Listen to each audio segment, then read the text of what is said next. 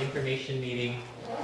Myself, I'll be talking about my name's Hayre. I'm the Chief Financial Officer for the municipality, and essentially I'll be talking to the financial results. Glen, who is our Interim Director of Engineering, will talk about operations, and Annette will be talking. Annette, who is our utilities clerk and does all our billing, will be talking a little bit about the structure of our billing system and just a few quick facts about the system. So, kind of introduced, but maybe I'll just let everybody introduce themselves around the table, starting with Annette. Yes, I have been with the Muni for 3 years now. At my function as utilities coordinator for 2 years, and I sent you the annual bills. And the first contact when you call and have a water question. Tom Raphael, I'm on the advisory committee for this water system. Steve Hopper, advisory committee. Mike Corney, advisory committee. Mike Shields, advisory committee. Glen Shkuran, acting director of engineering in the municipality. Short committee clerk. And everybody knows Allison. So without any further ado, we'll get into the information meeting. So the information meeting actually has, I just got a quick overview of what we're going to be talking about. So just some quick facts on and rate structure information. We've got a graph on consumption behavior for the past year. And then we'll get into the financial reports. We'll be looking at the financial results for the previous year. 5-year financial plan that was approved last year, or in March of this year rather, for 2019 to 2023. And we'll be taking a look at the reserve balances and the infrastructure replacement costs for Good Point as well. And then we'll dive right into operations shortly after that. So I'm going to turn it over to Annette to talk a little bit about the rate structure, etc. There's a nice comfy chair up here, Bob. Thank you. Raj, this is Bob Sangster. And Glenn is the Director of Engineering. and Annette looks after all the Billings. billings and paperwork and keeps these guys in order. Good Point has about 94 connected properties, and they get the water from Honeymoon Lake. The meters are read 4 times a year: February 15th, June 1st, August 15th, and October 1st. And the water bill is sent out usually around August, September. It's an annual flat rate of $780 for the connected lots, no fee for unconnected lots, and there is a parcel tax of $300 per year for connected properties, and $150 for all properties that have the ability to connect to the system but are not.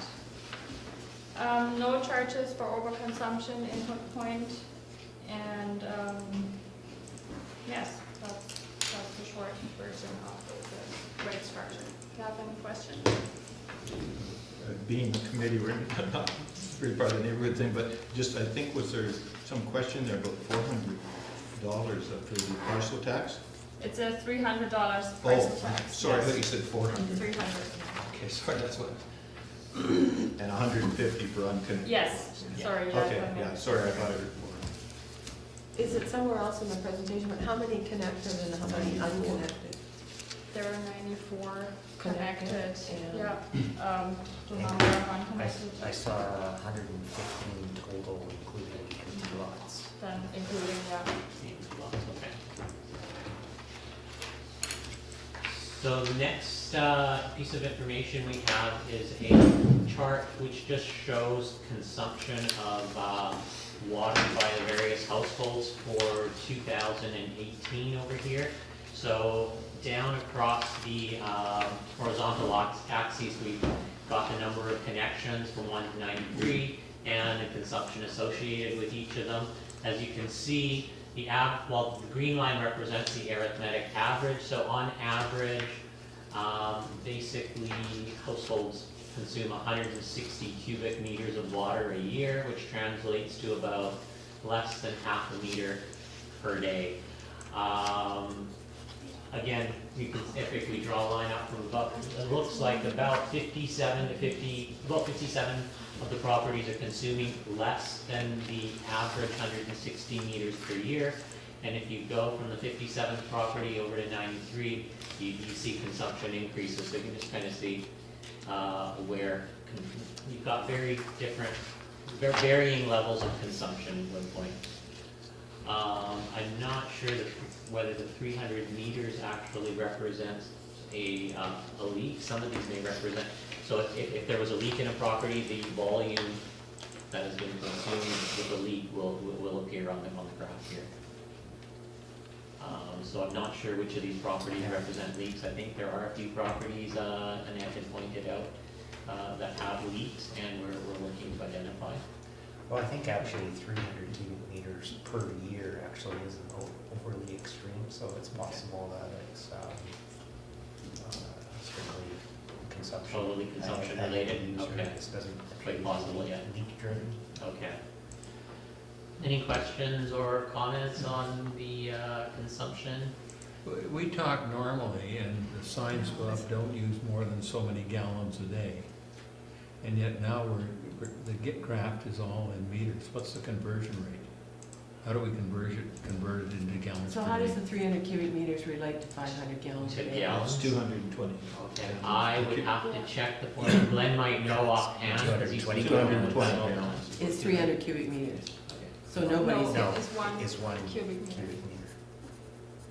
220 gallons. So it's 6, 7, essentially 7. So if the 660. average is half a meter a day and a full meter is 220, then it's 110.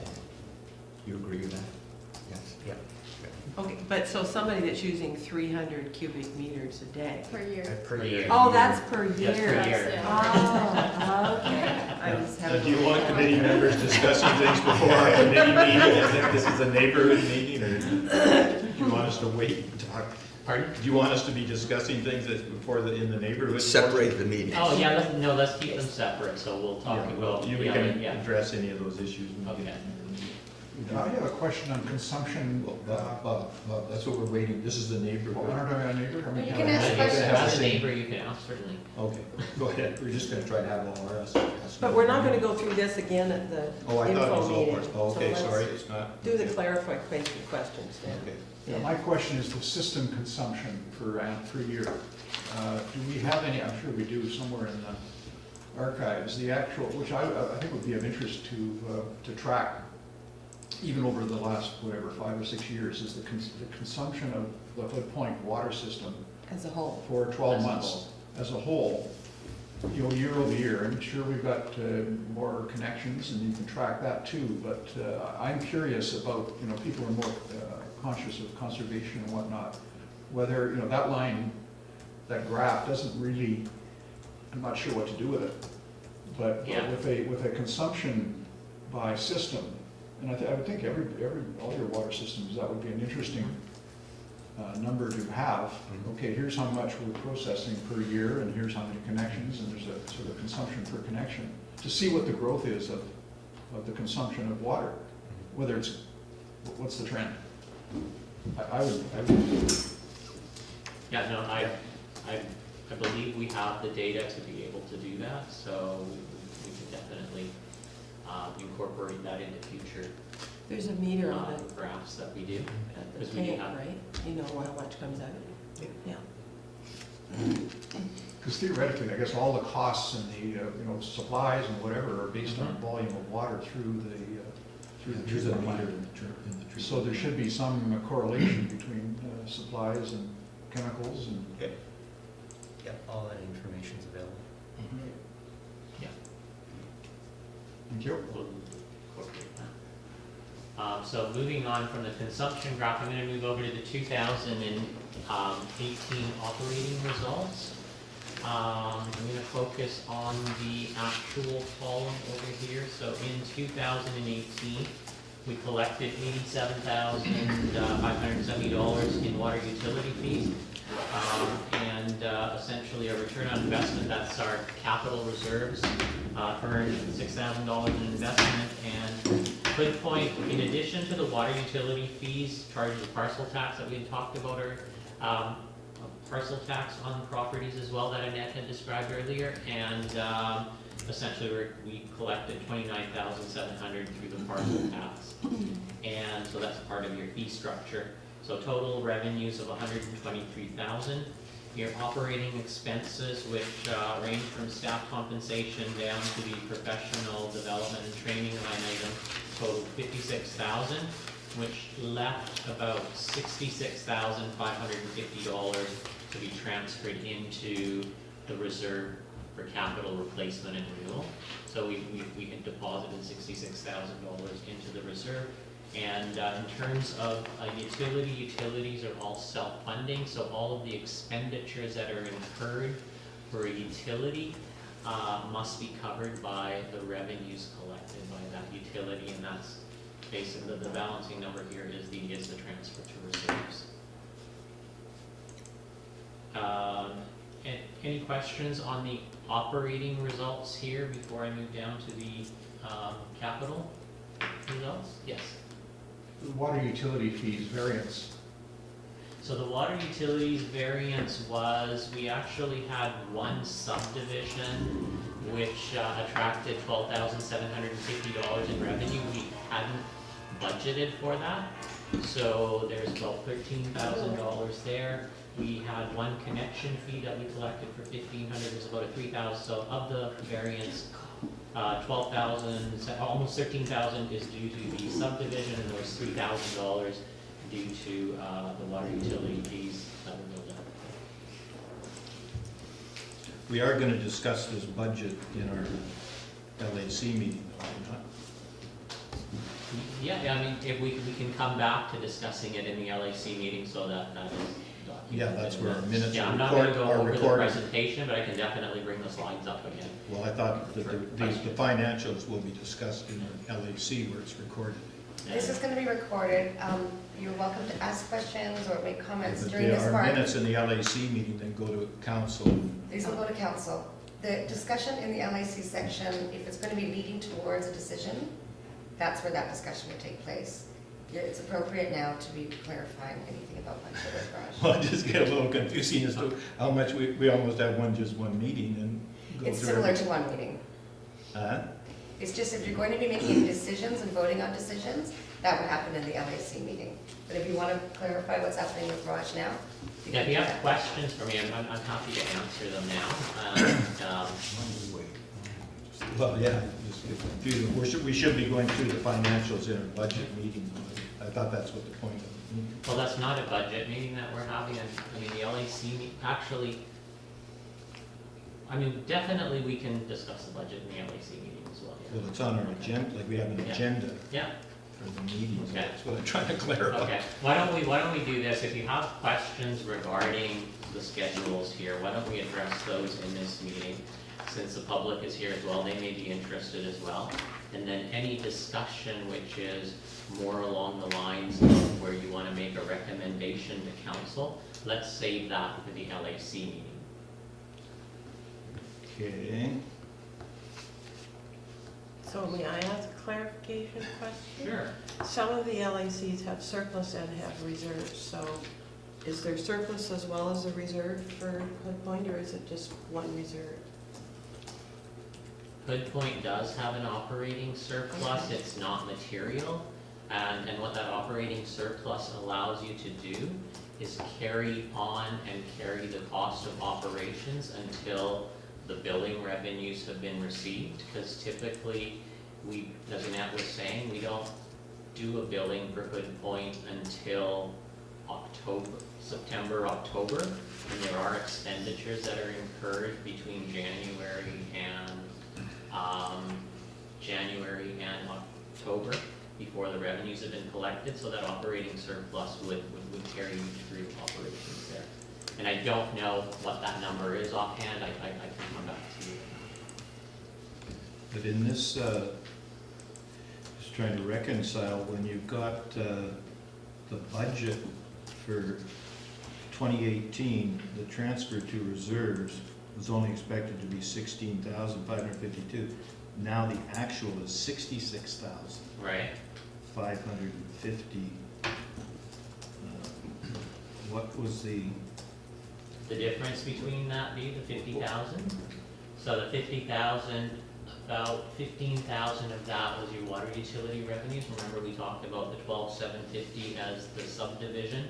We didn't budget for revenue. We don't know whether somebody's gonna subdivide or not. So you had an additional 13,000 there. Your revenues were also $3,000 in excess. You can see that your expenses essentially were a little bit lower than budget. So the allocated legal audit and insurance expenses were $7,000 below. So the remainder of it would be in your lower than anticipated operating expenditures. So essentially your supplies and services costs were about $10,000 below. So all of those variances would have been folded into your transfer to reserves. okay, and so with the parcel tax, it went up from 29,001 to 29,000, so there's more connected lots paying the $300. I understood the parcel tax was strictly to go into the reserve fund. The parcel tax bylaw does not specify what it will go into. Okay, that's what it was. Yeah, I thought, I looked at the parcel tax bylaw, it just says that if a parcel tax of $300 per connected property and $150 for those properties that have a water line running adjacent to them and have the ability to connect will be charged. It doesn't specify what those funds are. okay, I guess prior, and maybe in my mind, I Yeah. thought that was the whole reason of that parcel tax, and to make sure that all expenses Yeah. were paid for in the user fee, so that we were always building. And if Yeah. there was excess for some reason, user fees collected, they could go in this. When I look at this, and we're gonna come to this at a subsequent point in the meeting, Okay. the budgeted contribution in Hood Point to reserves is extremely light in comparison to what it should be based on the infrastructure and the reserve balance you have for replacement of infrastructure.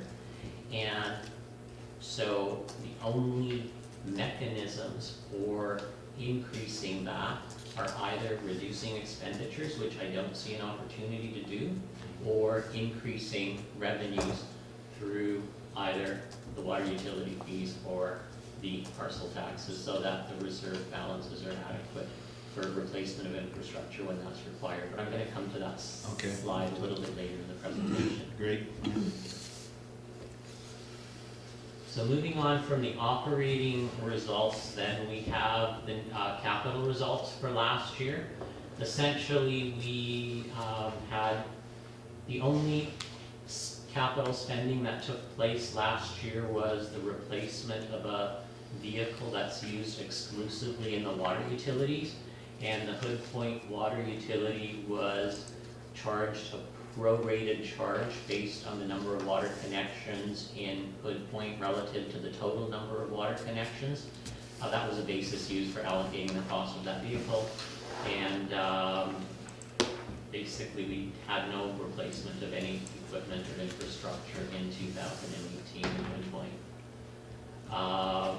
Moving on to the 5-year financial plan. We essentially based the plan on anticipated expenditures increasing at anticipated percentages. The information package that had gone out to you had a little table in it that anticipated compensation costs would increase at a rate of 2.5% a year, professional and contract fees at 2%.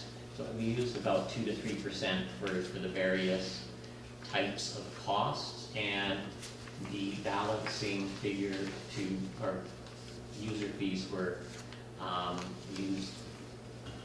increased to cover off the anticipated expenditures.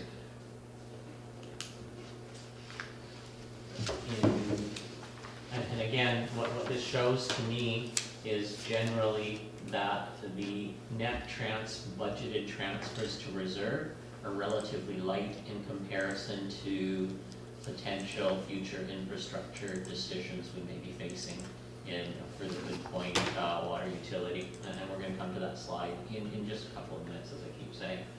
So in terms of, sorry, the top slide here is cut off. In terms of the 5-year financial plan last year, nothing was put into 2020 and 23, which was probably an error on the municipality's part. We should have had a provision in outer years as well, but we had a provision of $15,000 in 2019 for in case pumps or anything needed to be replaced. That way we had a provision in the financial plan for that. So we are currently going through our budgeting exercise with staff, and we'll be taking a look at what the anticipated capital costs for years 2020 to 2024 will be, and we should have a good idea of that.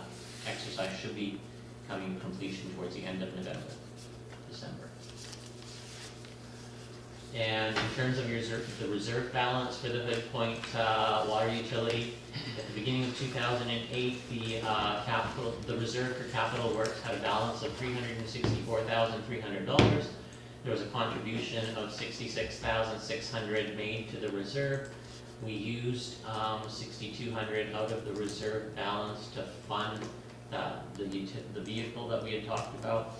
And at the end of 2018, reserves had $424,700. The capital reserve had a balance of $424,700. In terms of infrastructure replacement, the replacement cost of Hood Point infrastructure, which consists of the transmission system, the equipment, and structures that hold the equipment and whatnot, is $6.3 million. Glenn, do you remember what the average age of the Hood Point infrastructure is, or no? I do. Oh, okay. I know, in between 2001, Okay. we put in $1.6 million into the system. Okay. So And I don't know if the dam, which we built, Yeah. is included in that 6.3. I believe it would be. I can double check, but what I should have included in this slide is the average age of the infrastructure, and I forgot to do that. I forgot to look at that, but the replacement cost of your infrastructure would be about $6.3 million. We're currently that is a very, very close figure. We are working on, with an asset manager, to get our replacement cost and basically checking the quality of our replacement cost information. So that number may change slightly as we move forward in our asset management exercise. But currently we anticipated we calculated it 3 different ways, and we've all come up with a number of about $6.3 million.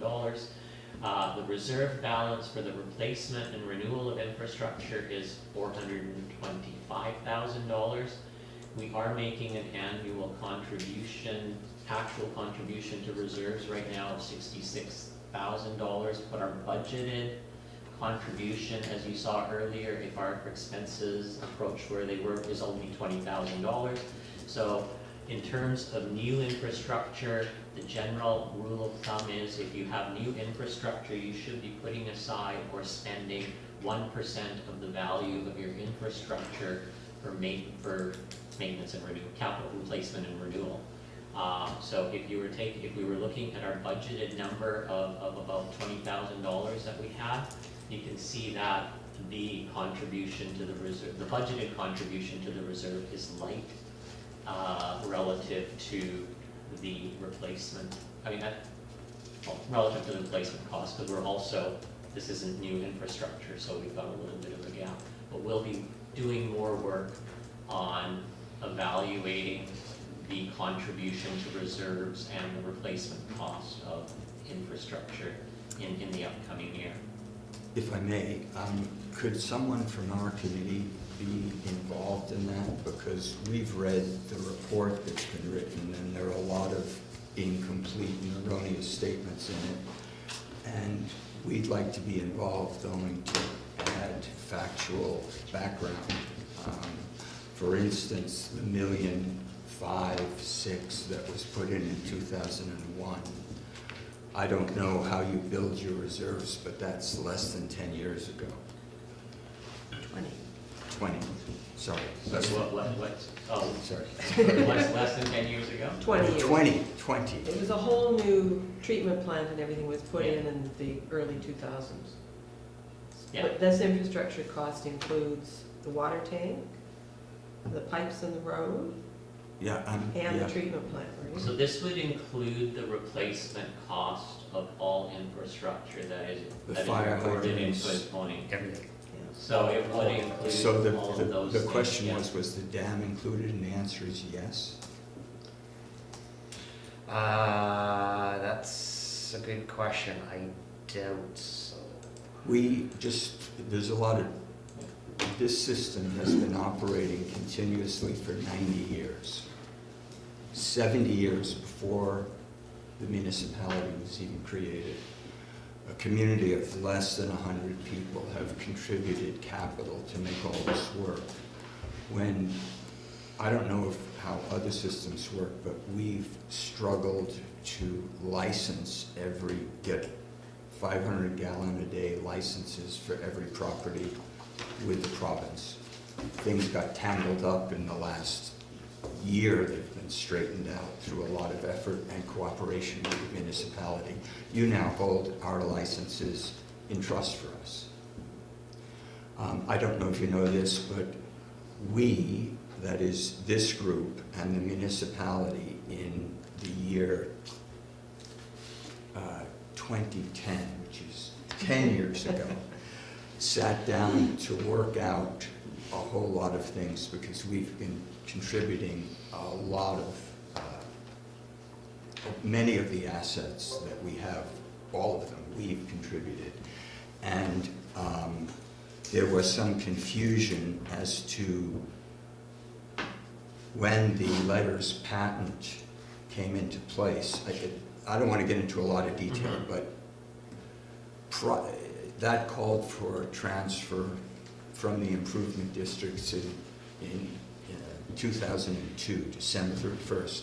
However, a year earlier, we all resigned because of the Walkerton decision, and the municipality became, are you familiar with that decision? It made volunteers like us personally liable. And so we tried to get the municipality, who was trying to cooperate, to insure us, but it couldn't work. So we had to resign.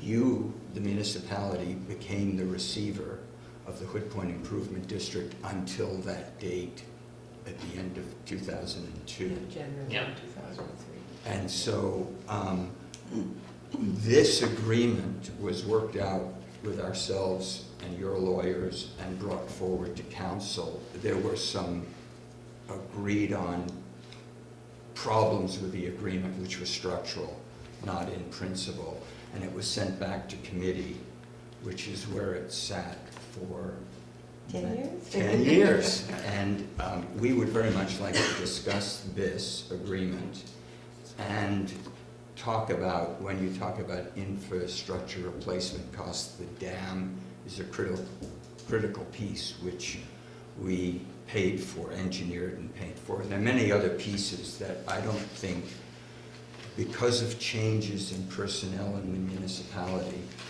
other than my friend here, no one has been with us for the last 20 years. And I think it's really important that you all understand what we've been going through. Okay. Well, I'll certainly check the inventory of pieces that fit into the 6.3 to see if the dam is in there. I would suspect that if it was paid through Hood, like paid for through the water utility, the way the accounting works for things. So I was going through our accounting records. So basically, we have a separate fund for Hood Point, and all of the assets of Hood Point would have been recorded against Hood Point and are recorded. So in 2007, which is subsequent to when you're talking about we had to adopt a piece of legislation called PSAB where we had to account for all of our assets. And so basically the assets were grouped by utility and audited and checked by our external auditors.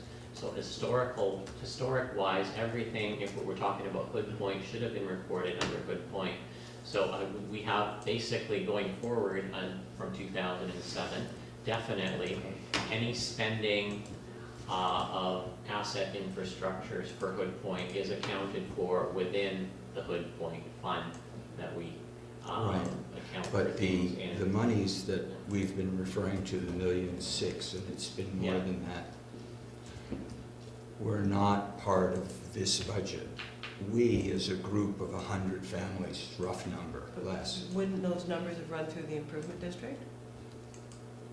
Yes. And so we Yeah, would have, they whatever would ran, have, but yeah, let me just finish the Yeah. sentence. They were not part of this. We just decided that we would raise approximately $15,000 a connection. We did, nothing to do with the municipality. Raise it ourselves, contracted with Capilano, put in the system with the cooperation of the municipality. And it was done initially, the Hood Point Improvement District Yeah. was founded in '83. We had been running before that. And then we resigned, as I say, right in the midst of the yeah. participation of these funds. Whether they've been accounted for, I don't know. Yeah, we'll have to, I mean, I can't answer that question Yeah. here, something we'd have to look into, What I'm- and that information does help as we're looking at our assets, and. We just want to share information. It was all accounted for. At the time, the improvement district wrapped up, because the improvement district was not allowed to exist within a municipality. Yeah. So I had a couple of meetings here with the then financial officer of the municipality. That would have been Joanne probably. Yes, yes. Joanne Cundy. And handed over. Yeah. I just want everybody to be on the same page. Yeah. That's the Yeah, concern. exactly. So the only question about the dam, it's not on your own property, is it? So it Well, may, that won't, that doesn't matter. well, I guess it would It's- be a leasehold improvement, Well, yeah, or is it? I don't Yeah. recall it being in the accounts of the Yeah, improvement district. yeah, that's. well, not the original dam, but then we just spent $20,000. Yeah, so with the repairs would have. Yeah, but the been- dam itself, to be replaced, it would have totally, Yeah. there must be a number. Because we license, we've had a legal opinion on this, because we license the lake, the land around and under the lake is either historically in blue or in red, and if it's in one color, it goes with the landowner, if it's in another color, it goes with the water licenses. And this goes with the water licenses, so the dam is tied into our water licenses, and the land under the lake effectively is appurtenant to the licenses and vice versa. It's complicated. Yeah. I don't fully understand it, so it's something I'll have to, yeah. But are you saying that we should be allowing for a 1% capital reserve contribution? Every year. Every year, which would be $60,000, is that? That's generally at probably It's a an minimum. asset management rule of thumb is Yeah. 1% a year of the replacement value. But it's just based on, I mean, if there was a catastrophic failure and everything in the system was wiped out by something, I'm assuming the municipality is insured the system for the total replacement value? Wasn't this done for insurance Well, purposes? that is based on, no, not, this wasn't done for insurance purposes. That 1% is based on replacing your infrastructure over time, Yeah, not, but that would not be in a the gra- event well, that's of why I say it'd be a gra- catastrophic. Well, we're not talking about a catastrophic event in year 2, 3, 4, or 5, because there is no way that your reserve balance would be able to handle the replacement required in the event of a catastrophe. Well, that's what I'm getting. In other words, we don't need a reserve fund of $6 million to replace the thing entirely, because that's not, And it's more an ongoing maintenance and up. And, yeah, and that's not what we're Yeah. saying, we're not Yeah, saying you okay. need But a at some reserve of point- 6 million, we need to 60,000. put 1% of the Yeah. value of the infrastructure replacement cost into the reserve on an annual basis, Yeah. so that it will have adequate funds to meet replacement needs throughout the life of. Yeah. And I guess some areas, to me, cross over a bit between maintenance and expense as opposed to structural replacement. I don't know if there's some defining point Yeah, as to the what's the 1% repairs. a year is sort of the modern rule of thumb, and that's to have sustained funding to maintain your desired level of service, to do things proactively on a graduated basis, to not wait for a crisis or wait for a significant failure to occur, which needs a massive capital injection at one time. So it's just more of a proactive approach to managing the system. So that may mean for 7 years, you put $66,000 in it, and year 8, you need $900,000 from that reserve to make some major repairs. And you have that $900,000 available when you need it in year 9, and then you may not need anything for another couple of years, et cetera, et cetera. Yeah. Just kind of a smoothed out contribution to the reserve for the big draws that would be needed in those years where large costs would be incurred. So our budget, back on the other, is roughly 20,000. That's correct. Right, 20, so we're essentially about 40,000, $43,000 light. That's correct. So if you've got 100 dwellings, we're sort of $400 per household per year, right? That's correct. So, Yeah, if Steve's theory is right, challenging argument. the taxation, if Steve's theory was right, the parcel tax is roughly 30,000, so that means you need to double the parcel tax, but you're also gonna have to increase the utility rates because the budgeted expenses use some of the parcel tax for revenue. So I was providing this as information and to give you context in terms of what, where our reserve, our We contributions to appreciate what reserve you're are, saying. so. Yeah. So Raj, when you do the budget, are you gonna put in the 1% as a budget reserve contribution numbers for everybody? Is that for all the water We'll systems? see Is where that we the are in plan? our asset management exercise, and I'll have to have further discussions with Glen on that. I can't say I'm gonna put in a 1%, because you also have to take a look at the ability of users to pay and what's reasonable in terms of a rate increase. I would suspect that we should put something in, because we've had a number of years where we haven't had rate increases or moderate rate increases. I mean, I've been, for the last 2 years, I came in at the end of a budget year, and then last year we didn't make any increases because the anticipated expenditures were not expected to go up, and we didn't have enough information on the infrastructure replacement side of things. And now as that information is being developed, I suspected that, I won't say rates were light but I suspected that revenue is not adequate. And I had suspected, and it is the case, that the revenues that we're collecting are not adequate to provide an adequate contribution to reserves. Yeah, I think rates were always based on whatever the expenses we came up with, or with the budget. We just said that is what the user fee should be, we're focused on it. So it is very likely that I will be recommending to council that revenues are increased gradually so that we can it doesn't mean that we're gonna get to that level in 1 year, but we do need a strategy so that our contributions to reserves are approaching the levels that they should be at over time. And without any further ado, I'm going to turn the presentation over to Glen for the more interesting part, which is operations. It's more interesting. It sounds like finances have been quite interesting too, so.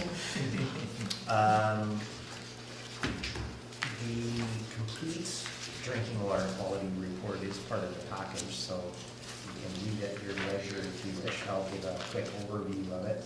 Page 8 and onwards. Page 8 and onwards, yeah.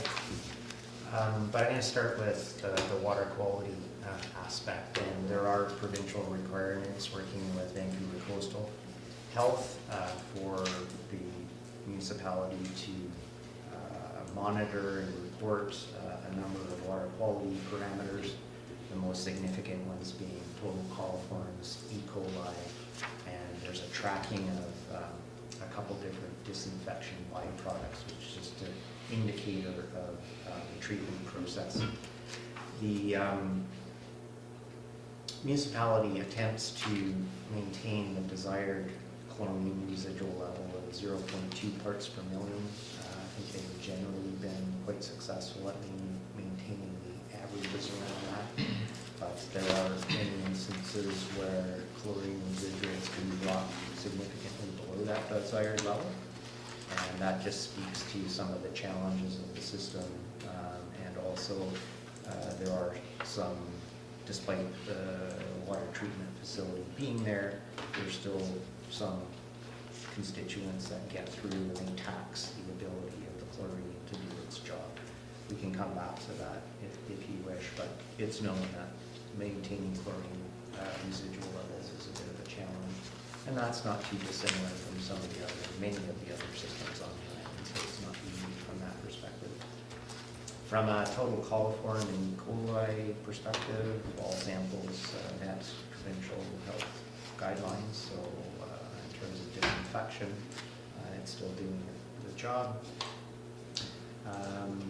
The disinfection byproducts, however, have consistently been quite high, higher than desired. And again, that's just a result of some of the treatment, and it's possible that the treatment systems could be improved over time. I'm going to come back to that and talk about some of the actions that will be taken on the treatment system later in the year.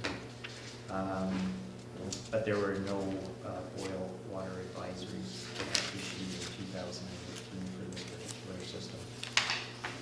Jump down to the next. Oh, need the keys. Okay. So just talk a little bit about the water distribution and treatment system. So there's approximately 4,600 lineal meters of pipe ranging in size from 50 to 250 millimeters in diameter. As I'm sure some of you are aware, if not all of you, a portion of that pipe is on the surface, laying on the surface. It's not buried in the ground. There are times during the winter period where freezing can be an issue. There's 10 fire hydrants, 115 service connections apparently, including vacant lots. As we've already mentioned, sources from Hayre Lake. You folks do have a 50,000 material gallon concrete storage tank in association with the treatment system, which is comprised of rapid sand filters, a UV light, and for disinfection as well as the chlorination. In terms of looking at performance, we have not conducted any analysis, but I suspect, given the size of the system and not too dissimilar for many of the other systems on the island, that you probably don't meet current fire protection standards. Something that we certainly can do some analysis to verify that, but there's a suspicion that it would not. Are you talking about distance from the firewall, or are you talking about? No, okay. I'm talking about just in terms of the FUS fire flow. And it's not to say that immediate action is required, but there is a desire to achieve a certain, with a sprinkler, or sorry, with a system that has fire hydrants, there's an expectation of getting a certain level of standard of fire protection out of that hydrant system, and current standards require, it's based on a number of factors, but for single family residential, it's typically in the range of 60 to 75 liters per second that you want to get out of a hydrant system at any particular location. We can undertake testing. I don't think a comprehensive assessment of those. We did engineering on this when we put the system in. Okay. We put the hydrants in. We Yep. put the pipe you're talking about in. And Have you done the assessment? at the time, we needed, I think there were 85 or 90 residences we had enough for. Yep. And when we went above 95, I can't remember the exact number, which we've now done, we were Yep. stretching the limits. Yep. So you're right, we're probably beyond our limit but just beyond our limit. It's not as though we're Yeah. totally out of, Right, so we can check that. I mean, there's two components to that. One is the reservoir size, so there's a volume requirement. And then there's also the delivery side of things to, can the actual piping system deliver the required? well, that was all, the Rate of delivery water. was engineered by Dayton and Knight Okay. in 2001, Okay. 2000. And fuss test. I think didn't the underwriters change it, like, what, I think when we started, it was 60,000 gallons in 90 minutes or some flow thing like that. Yeah, so- And then they went to 90,000 or They something, just after changed. something, and Yeah, that was like. yeah. you- Well, it's- You're always it's- catching up. It's, the fire underwriters, they specify the rate Yeah. of water delivery and the duration of that water delivery, which translates into a volume. Yeah. But then in terms of the actual system, then it's actually the municipality subdivision and development bylaw, which was recently updated. That then dictates how large the reservoir, so the reservoir sizing is based on the FUS flow rate and duration, plus an allowance for 25% of the max day domestic demand, plus an added conservative amount on top of that.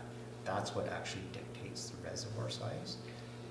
But FUS does say, like I said, generally it's 60 to 75 liters per second for single family.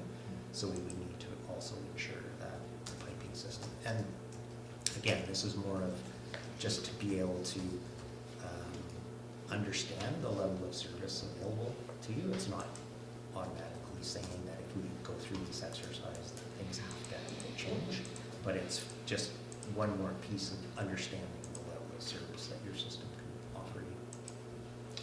So is there a difference between systems that are just solely on wells, thinking with the systems that have lakes as backup for storage? Do you still need as big a water tank?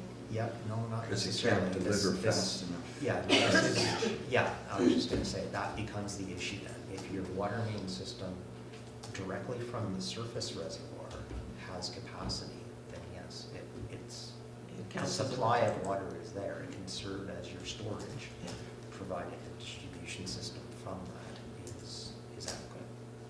Yeah, I thought that's what Bob Robinson commented last year, is that our reservoir tank is only 50,000, and then we've got a treatment plant, but we can bypass the treatment plant and draw from the lake, which That's is the huge. bottleneck, Yeah. the treatment plant. But we can bypass that But you've got to bypass. in the case of fire. And we did have one a few years ago, we ran hoses all night Yeah. long. Yeah. There was no I mean, it's great that you have that. I don't know if you have, it might be in, I'll be honest, I've been in the seat for 3 months, so I've got lots to We learn. understand. I think you're doing really well. And he's had a few other issues to deal with. Yes, I'm Yeah. sure. Yeah. Just for the record, the province changed the name of that body of water from Honeymoon Lake to Honeymoon Lake Reservoir Okay. after we put the dam, so it's So that truly, was in 19. Yeah. it's on all their documents, it's Yeah. called a reservoir. So I can go in the records that the municipality has and then study that or a design report may exist and shed light on this a bit more. It's just, I know it's a topic and a deficiency in other systems which aren't dissimilar to this one. So it's just something that I think Sure, should be appreciate understood, it. right? Yeah. With the 50,000 gallon tank was built, engineered to have a sister tank built on a common wall to double its size were the time Yep, to come. yep. Good, okay.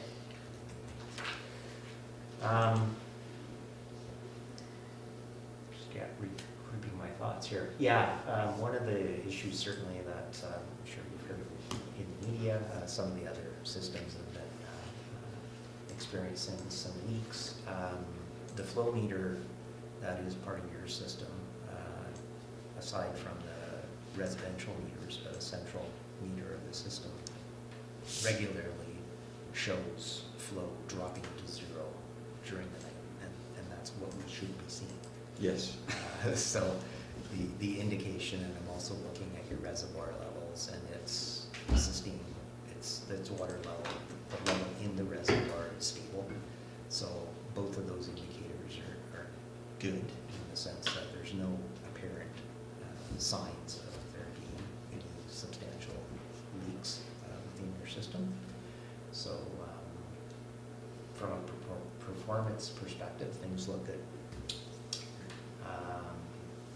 I know there are just an awareness of some freezing issues. You do have an interconnect with the Eagle Cliff system, which help with circulation and supply during those times when freezing may be an issue. And also for fire. And for fire. Yeah. In terms of actions, I understand that actions taken in 2018 were apparently repairing some minor leaks, replacing the air valve, hydrant tear down and service, which is standard.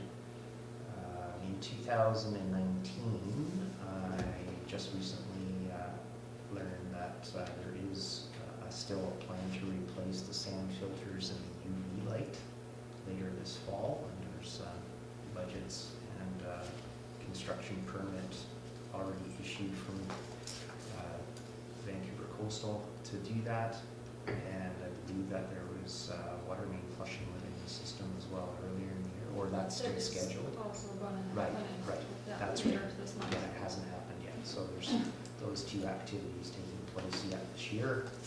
And it's not scheduled yet because it hasn't been put forward to council as a recommendation, but there's a number of water issues across islands, and climate change is certainly one of the issues that may influence us moving forward. So I will recommend to council and recommend that all water systems participate in this island-wide review of water systems. Can you clarify what you mean by all water systems? All public. All water- municipal. Municipally operated water systems, to look at a variety of things: climate change, growth of development, level of service being achieved, specific scope yet to be determined, but and that was the end of everybody's. Questions of me? Any questions from the public on the presentation or general questions? I'd like to ask one question, and that's concerning fire and the fire trucks and the hoses that can get to salt water as an adjunct to the water system for fighting fires. Is that discussed? Is that anything to do with Interesting. your situation when we talk about fire protection? Is that not something that's a valuable system? It can be considered. There's many municipalities that do have that. See, Vancouver has a fire suppression system using salt water, but it's a completely separate system. It's not something that you can merge. The salt water will completely destroy a conventional system. So it's usually considered as an alternate system or a secondary system, not something that would be merged with your conventional system. We've seen it work. We've seen them use it. Well, I think what Mary's referring to is the fire department has some saltwater pumps that they put on a boat and then fight the fire from the water side. Okay, that's. We've seen them put the hoses right down into the water Yeah, and yeah, pump the water up Or to the where the fire is. pump on land and pump the water. Yeah. Not bringing it into the. Not into the No. water. No. Yeah. No, Okay. separately. Yeah, yeah.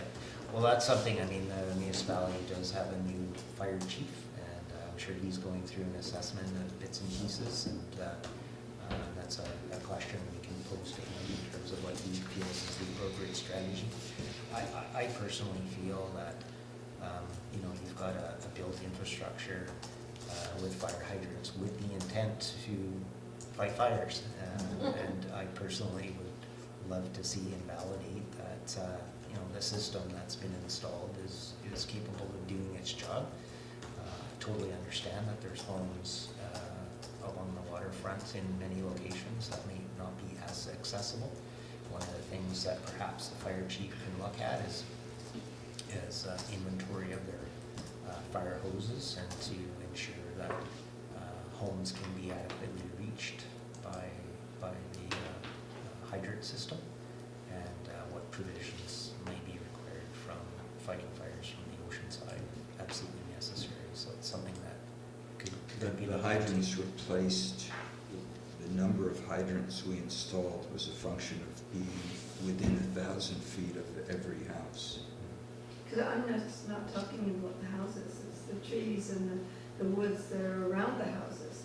I'm thinking particularly of fire at Finisterre, quite a long time ago, but they had to go up Yes. with, the fire department had to deal with the salt water to bring that up. Anyway, there are other places like that. Well, forest management is a whole Yeah, other that's issue another- and that is something, you know, the fire's underwriters, you know, there's been other LACs that have been talking about that same topic, and you know, there's others that have suggested that we need a bigger reservoir to deal with the forest fires. We need But- to be able to supplement Yep. our land-based water supply system from the ocean. Yep. The ocean is unlimited, it's just a matter Yep. of being able to get it, and we do have, I know at Yep. Bowen Island, such as Finisterre Island, we had a problem before getting water up to the top of the island, and we were using, the fire department was drawing water from the salt water. Mhm. They had a problem with the height, Mhm. but eventually the fire was extinguished. Mhm. There are problems where our water system may not be totally, as you talked about earlier, adequate in a major fire. And we do have a problem, we have a line from the lake that's above ground, and a fire on the mountainside near that could destroy our access to the lake. Once we've run out of our water in our reservoir, water from the ocean was supplemented. And it's not a huge expense, it's just getting adequate pumping and being able to do it. But the Forest Service of that fire they had across on Lions Bay, they've now got those float planes that they were running. Yes, they did. They were bucketing. Yeah, they can drop, Yeah. if you're talking a forest fire, which is what the lake line would be, that's the kind of thing they would bring in. But also adequate access to people's houses who are a distance away from the main water system. What was the, I mean, we're all learning here, I certainly am, in that instance, despite there being pumps, what was the vehicle, if you will, or the boat that was used for that process? There was no boat used, the pump is just put on the beach Yep. and drew water in from a hose. Okay. There is a, So it's not fought from the water then? No, it was yeah, brought by the land. yeah, the pump itself is on dry land. And it's drawing water out of the ocean. Yep. But there is a difficulty in how far you can push water. How high you can push it. Yeah. Yeah, how high. Up there, not Yeah. Thank you. Any other questions for the information meeting? If not, well, thank you for attending. We're going to move into the LAC meeting next, which is an open meeting, and you are